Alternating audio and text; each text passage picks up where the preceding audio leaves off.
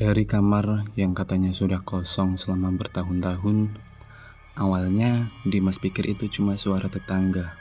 Mungkin orang lagi teleponan, ataupun orang yang lagi sedih. Tapi semuanya berubah saat suatu malam dari balik dinding kamar itu ada suara yang memanggil namanya. Pelan sekali. Dimas. Assalamualaikum warahmatullahi wabarakatuh. Selamat malam buat kalian semua.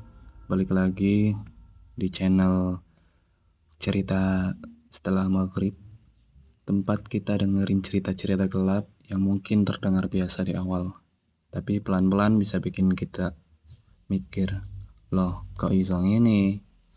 Buat kalian yang lagi dengerin sambil rebahan, sambil kerja malam, atau mungkin lagi sendirian di kamar, gue saranin jangan terlalu kenceng volumenya ya. Karena cerita malam ini datang dari sebuah kos tua di pinggir kota. Tempat yang kelihatannya biasa, tapi di dalamnya ada satu kamar yang gak pernah disewain. Satu kamar yang selalu dikunci, dan satu kamar yang setiap malam selalu terdengar suara tangisan dari dalam. Cerita ini gue bawain dengan nama tokoh yang sudah diubah ya guys.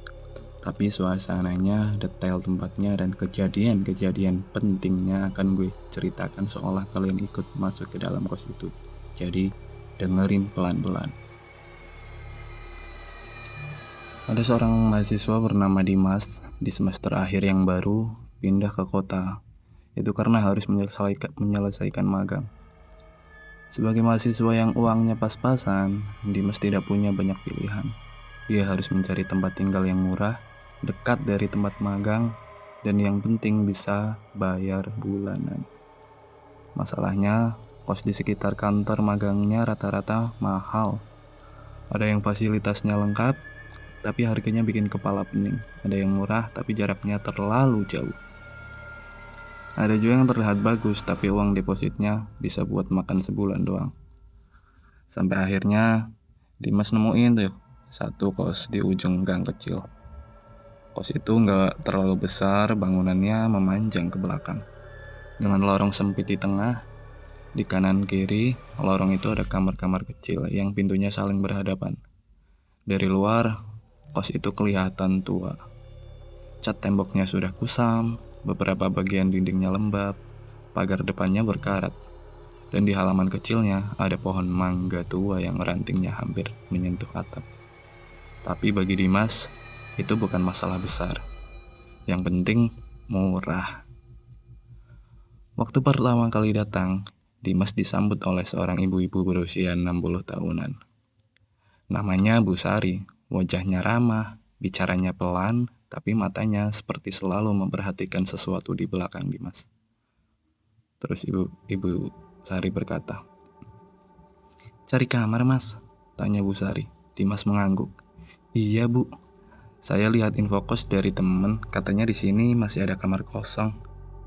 Bu Sari diam sebentar. Lalu dia menjawab, "Ada, tapi tinggal satu." Dimas langsung lega. "Berapa bu per bulan?" Saat Bu Sari menyebut harga, Dimas hampir tidak percaya. Murah sekali. Bahkan hampir setengah dari harga kos lain di daerah itu. Dalam hati Dimas langsung mikir, wah, iki rezeki tenan rek. Tapi seperti kata orang tua, kalau sesuatu terlalu murah, kadang bukan karena kita beruntung, kadang karena ada alasan yang belum kita tahu. Bu Sari membawa Dimas masuk ke dalam kos. Lorongnya terasa dingin, meskipun siang itu cuaca panas. Lampu di lorong menyala kuning redup. Beberapa kamar terlihat tertutup rapat. Ada sandal di depan pintu, ada jemuran handuk, ada juga suara televisi kecil dari salah satu kamar. Semuanya terasa normal. Sampai Dimas melewati satu pintu tuh. Di bagian tengah lorong, pintu itu berbeda dari kamar lain. Warnanya lebih gelap, catnya mengelupas. Di bagian atas pintu ada angka kecil dari besi tua. Ya, kos itu bernomor 7. Kamar itu bernomor 7. Yang aneh, pintu itu tidak hanya dikunci dengan gagang biasa, tapi juga diberi rantai dan gembok besar. Dimas sempat melirik. Bu Sari langsung berhenti. "Mas Dimas, katanya pelan. Dimas menoleh. Iya bu. Bu Sari menatapnya dengan serius. Kamar itu jangan diganggu ya. Dimas tersenyum canggung. Oh iya bu. Jangan diketuk. Jangan dibuka kalau malam ada suara di dalam. Tidak usah ditanggapi. Dimas kira Bu Sari bercanda. Tapi wajah Bu Sari sama sekali tidak berubah. Dia benar-benar serius. Suara gimana bu? Tanya Dimas. Bu Sari tidak langsung menjawab. Dia hanya berkata, namanya juga bangunan tua mas. Kadang ada suara. Wis gak usah dipikir ya mas. Setelah itu Bu Sari berjalan. Kamar Dimas ternyata berada di tepat sebelah kamar nomor 7, yaitu nomor 6. Kamar nomor 6 tidak terlalu luas. Hanya cukup untuk kasur, lemari kecil, meja belajar, dan satu jendela yang menghadap ke tembok belakang rumah. Tapi buat Dimas, itu sudah cukup. Hari pertama, semuanya berjalan normal. Dimas membersihkan kamar, menyusun pakaian, menaruh laptop di meja, lalu keluar dengan membeli makanan. Malamnya, dia mulai berkenalan dengan beberapa penghuni kos lain. Ada Bayu, anak teknik di kamarnya nomor 3. Ada Reni, pegawai minimarket yang tinggal di kamar nomor 9. Dan ada Pak Warto, pekerja proyek yang kadang pulang larut malam. Mereka semua terlihat biasa. Tapi saat Dimas bertanya soal kamar nomor 7, suasana langsung berubah. Bayu yang tadinya banyak bicara tiba-tiba diam. Reni menunduk. Pak Warto hanya menghisap rokoknya pelan, lalu berkata, "Sampean kamar sebelahnya?" Dimas mengangguk. "Iya pak, nomor 6. Pak Warto menghela nafas. Sing sabar wae mas. Dimas tertawa kecil. Maksudnya gimana pak? Pak Warto tidak menjawab. Dia cuma menepuk bahu Dimas. Kalau malam dengar apa-apa, pura-pura tidur. Jangan kepo. Di sini yang kepo biasanya nggak betah lama. Kalimat itu membuat Dimas tidak nyaman, tapi dia mencoba berpikir logis. Mungkin penghuni kos sengaja menakut-nakuti anak baru. Mungkin itu cuma tradisi iseng. Malam pertama, Dimas tidur agak larut. Sekitar jam 11, kos mulai sepi. Suara televisi dari kamar lain satu persatu mati. Lorong yang tadi masih terdengar langkah kaki sekarang benar-benar sunyi. Dimas masih duduk di meja, mengerjakan laporan magang. Sampai sekitar jam 1:17, dia mendengar suara di balik dinding. Pelan, hampir tidak terdengar, seperti orang menggeser kursi. Krek. Dimas berhenti mengetik. Dia menoleh ke dinding sebelah, dinding yang perbatasan dengan kamar nomor 6, yaitu kamar nomor 7. Suara itu muncul lagi. Krek. Lalu diam. Dimas menelan ludah, tapi dia masih mencoba tenang. Mungkin tikus, gumamnya. Dia lanjut mengetik. Beberapa menit kemudian terdengar suara lain. Kali ini seperti langkah kaki. Pelan, 1 langkah, 2 langkah, lalu berhenti tepat di balik dinding kamarnya. Dimas menatap dinding itu. Bulu kuduknya mulai berdiri. Dia ingat kata Bu Sari. Kalau malam ada suara dari dalam, tidak usah ditanggapi. Dimas mematikan laptopnya lalu naik ke kasur. Dia mencoba tidur. Tapi sebelum matanya benar-benar terpejam, dia mendengar sesuatu. Suara perempuan menangis. Suaranya pelan sekali, tapi jelas. Isakannya terdengar seperti orang yang menangis sambil menahan sakit. Dimas memejamkan mata lebih kuat. Dia tidak mau mendengar. Tapi semakin dia mencoba mengabaikan, suara itu semakin jelas. Malam itu, Dimas tidak tidur sampai subuh. Pagi harinya, Dimas keluar kamar dengan mata merah. Di depan kamar, Bayu sedang memakai sepatu. Begitu melihat wajah Dimas, Bayu langsung paham. Dengar juga ya? Tanya Bayu perlahan. Dimas diam sebentar. Suara nangis. Lalu Bayu mengangguk. terus menjawab, biasanya malam pertama cuma suara kursi. Kalau sudah nangis, berarti dia tahu ada penghuni baru. Dimas merasa dadanya dingin. Maksud lu apa, Yu? Bayu melihat ke arah kamar nomor 7. Lalu dia berkata pelan, Gue nggak tahu detailnya, tapi katanya dulu ada perempuan yang tinggal di kamar itu. Namanya Laras. Dimas menunggu. Bayu melanjutkan. Dia mahasiswi, juga pendiam, jarang keluar. Katanya punya masalah berat sama keluarganya. Terus, suatu malam, dia meninggal di kamar itu. Dimas langsung menoleh ke pintu nomor 7. Di dalam situ, Bayu mengangguk. Sejak itu kamarnya gak pernah disewakan lagi. Lalu Dimas terdiam. Pantas saja pintu itu dikembok. Pantas saja Bu Sari melarang siapapun mendekat.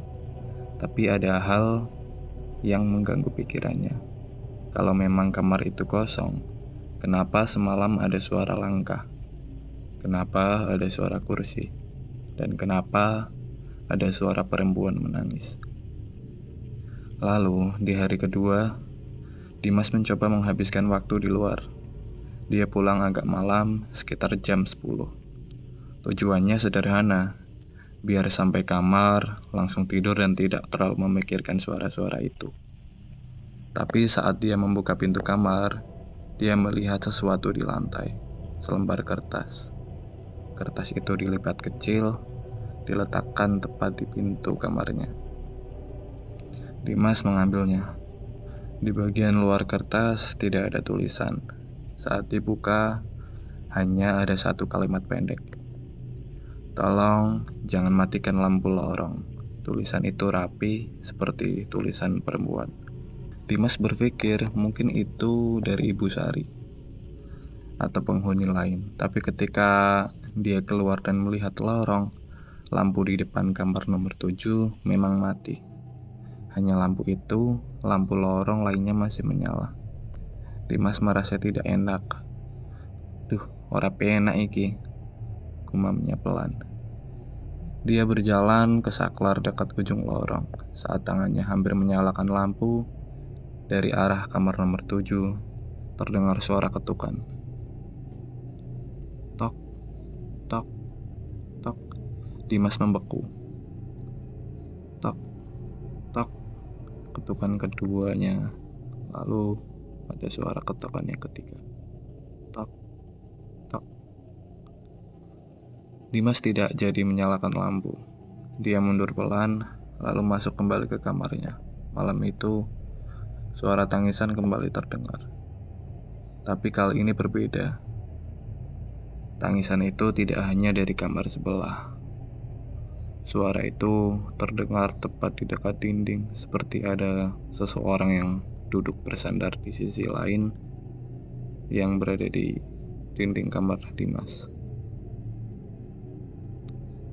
Lalu suara itu berhenti. Sunyi. Beberapa detik kemudian terdengar suara perempuan berbisik.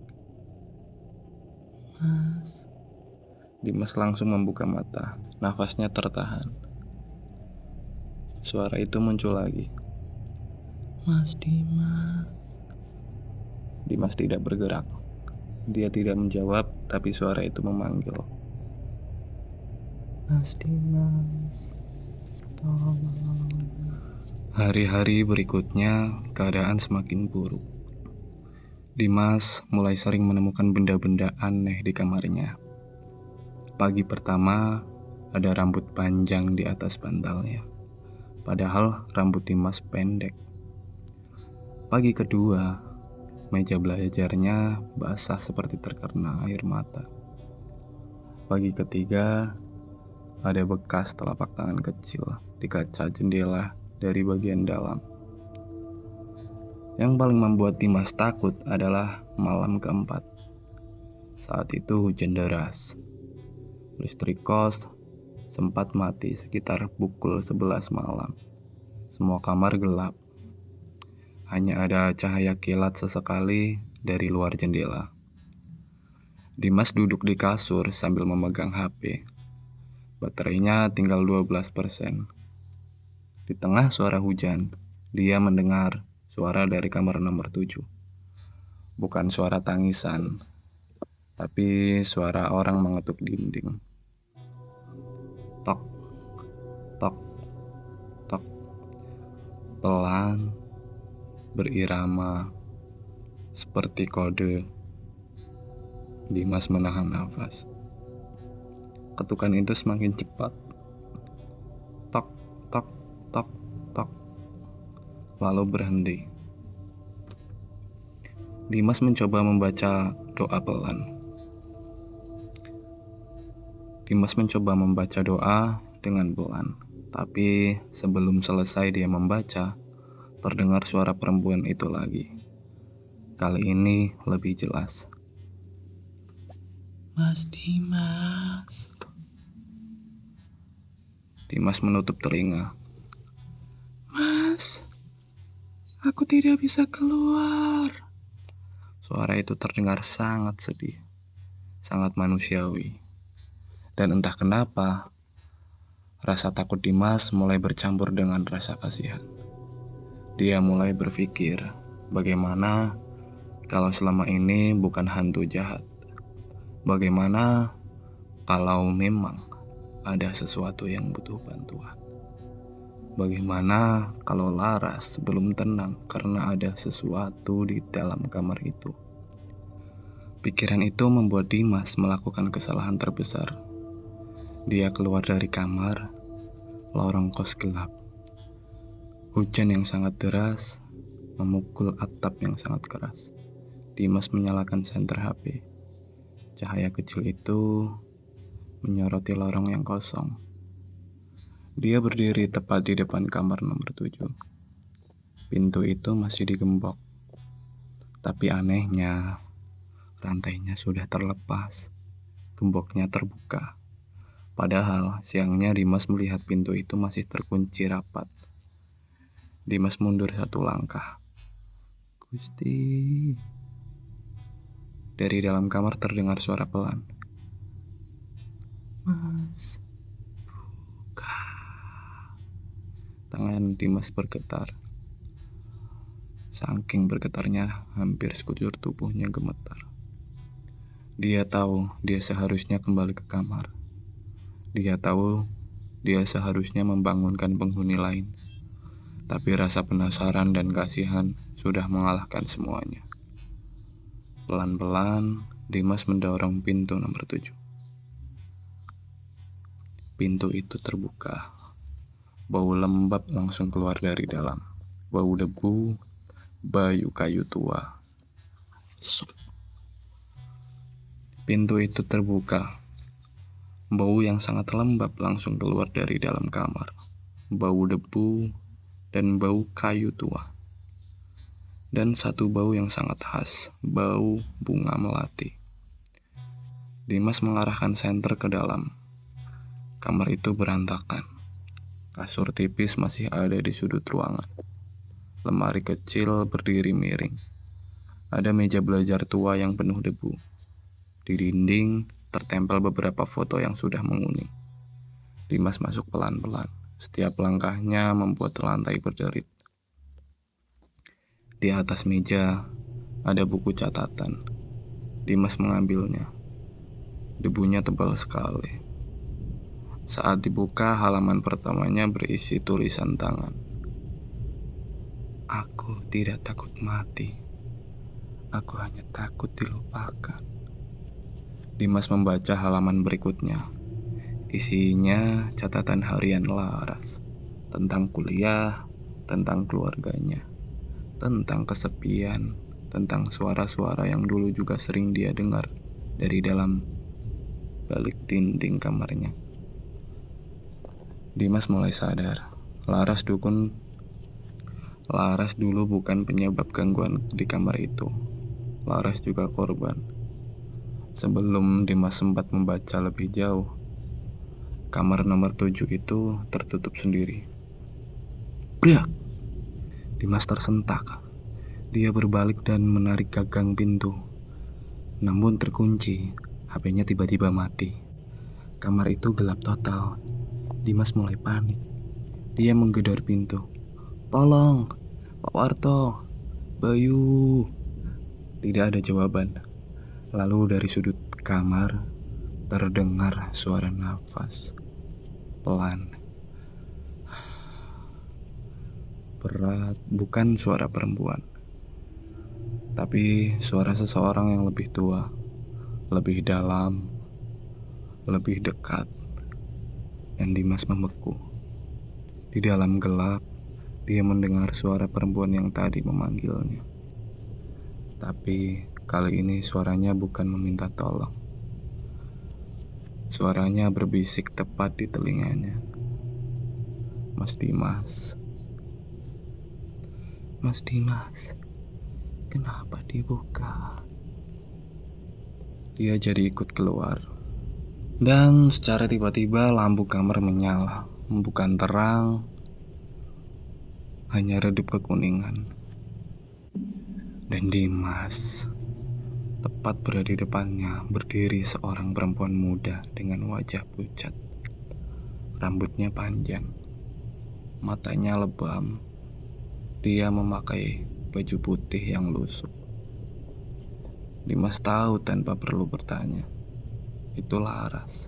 Tapi Laras tidak melihat ke arah Dimas. Dia melihat ke belakang Dimas. Wajahnya ketakutan. Dimas tidak berani menoleh, tapi dia bisa merasakan sesuatu berdiri di belakangnya. Sesuatu yang tinggi, sesuatu yang napasnya dingin, sesuatu yang sejak lama dikurung di kamar itu bersama Laras.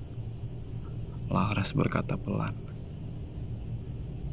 "Dulu aku juga dengar suara dari dinding, sama seperti Mas. Aku pikir ada orang yang butuh bantuan. Aku buka pintunya. Setelah itu, aku tidak pernah bisa keluar." Dimas bergetar dan sangat gemetar. Pintu di belakangnya mulai diketuk dari luar. Tok tok tok tok. Suara Bu Sari terdengar panik dari luar. "Mas Dimas, jangan lihat belakang, menunduk." Dimas langsung menunduk. Saat itu juga sesuatu berteriak keras di belakangnya. Bukan teriakan manusia. Suaranya seperti banyak orang menangis, marah, dan tertawa dalam waktu bersamaan. Pintu terbuka. Bu Sari, Bayu, dan Pak Warto menarik Dimas keluar. Begitu Dimas keluar dari kamar, pintu nomor 7 langsung tertutup dengan keras. Brak! Bu Sari segera memasang rantai dan gembok lagi sambil membaca doa. Dimas jatuh terduduk di lorong. Tubuhnya lemas. Wajahnya sangat pucat. Bu Sari menatapnya dengan mata berkaca-kaca. "Saya sudah bilang, Mas, jangan dibuka." Dimas bertanya dengan suara yang sangat gemetar. "Bu, so, yang di dalam itu apa?" Bu Sari tidak langsung menjawab. Pak Warto yang berdiri di belakang hanya menunduk. Akhirnya Ibu Sari berkata pelan, "Dulu sebelum menjadi kos, bangunan ini rumah keluarga. Ada satu orang yang meninggal tidak wajar di kamar itu. Setelah itu, siapapun yang tinggal di sana selalu dengar suara minta tolong." Dimas menatap pintu nomor 7. "Laras juga." Bu Sari mengangguk. "Laras bukan yang mengganggu. Dia cuma berusaha memperingatkan." Dimas merasa dadanya sesak. Jadi selama ini suara tangisan itu bukan untuk menakut-nakuti. Suara itu adalah peringatan. Tapi Dimas sudah terlambat memahami. Malam itu juga Dimas memutuskan pindah. Dia tidak menunggu pagi. Dengan tangan gemetar, dia memasukkan semua pakaiannya ke tas. Laptop, charger, semua yang dia punya, dia ambil seadanya. Bayu membantunya sampai depan gang. Sebelum pergi, Dimas sempat menoleh sekali lagi ke arah kos itu. Lorongnya gelap. Lampu dengan kamar nomor 7 kembali mati. Tapi di balik jendela kecil kamar nomor 7, Dimas melihat Laras berdiri. Wajahnya sedih. Tangannya menempel di kaca, seolah ingin berkata sesuatu. Dimas tidak bisa menolongnya, dan dia hanya bisa pergi. Dimas akhirnya pindah ke kontrakan kecil yang jaraknya cukup jauh dari kos itu. Selama beberapa hari pertama, semuanya terasa normal. Tidak ada suara tangisan, tidak ada ketukan. Tidak ada bau bunga melati. Dimas mulai berpikir bahwa semuanya sudah selesai. Tapi 1 minggu setelah pindah, tepat di pukul jam 1:17, Dimas terbangun. Kamarnya gelap, angin dari jendela membuat tirai bergerak pelan. Awalnya, dia tidak mendengar apa-apa. Sampai kemudian, di arah dinding sebelah kiri, terdengar suara klek. Seperti kursi digeser. Dimas langsung duduk. Nafasnya tertahan. Suara itu muncul lagi. Lalu langkah kaki. Pelan. 1 langkah, 2 langkah. Berhenti tepat di balik dinding. Dimas meraih HP-nya. Tangannya gemetar. Dia mencoba menyalakan lampu kamar, tapi lampunya tidak menyala. Lalu dari balik dinding terdengar suara perempuan menangis. Dimas menutup mulutnya. Dia tahu suara itu suara Laras. Tapi beberapa detik kemudian, suara tangis itu berhenti dan digantikan oleh suara lain. Suara yang berat. Suara yang dulu dia dengar di kamar nomor 7. Suara itu berbisik pelan dari balik dinding. Mas Dimas. Sekarang, kamar sebelah sudah kosong. Menurut gue pribadi, bagian paling serem dari cerita ini bukan cuma soal kamar nomor 7-nya, tapi soal rasa penasaran manusia. Kadang kita sudah dikasih peringatan, sudah dikasih tanda, sudah ada orang yang bilang, ojo dibuka, ojo lewat kono, ojo ditanggepi. Tapi karena penasaran, kita tetap pengen tahu. Dan dalam cerita ini, Dimas bukan orang jahat, dia cuma kasihan. Dia cuma merasa mungkin ada seseorang yang butuh bantuannya. Tapi di dunia seperti itu, niat baik pun kadang bisa jadi pintu masuk buat sesuatu yang lain. Yang menurut gue juga menarik, Laras di sini bukan hantu yang jahat. Dia justru korban. Berasa memperingatkan. Dia berusaha memperingatkan penghuni baru supaya tidak melakukan kesalahan yang sama. Tapi sayangnya peringatan itu datang dalam bentuk yang menakutkan. Kalau menurut kalian, seandainya kalian jadi Dimas, kalian bakal buka kamar nomor 7 itu, atau malah memilih pura-pura gak dengar? Tulis pendapat kalian di komentar. Dan kalau kalian punya pengalaman tinggal di kos, kontrakan, atau rumah lama yang punya 1 ruangan terlarang, boleh banget ceritain juga. Siapa tahu nanti bisa gue angkat jadi cerita berikutnya. Gue pamit dulu. Jangan lupa sebelum tidur, cek pintu kamar kalian. Pastikan sudah terkunci semuanya. Dan kalian, kalau dari kamar sebelah ada suara yang manggil nama kalian, udah pura-pura bye, gak kerungu. Oke. Terima kasih. Wassalamualaikum warahmatullahi wabarakatuh.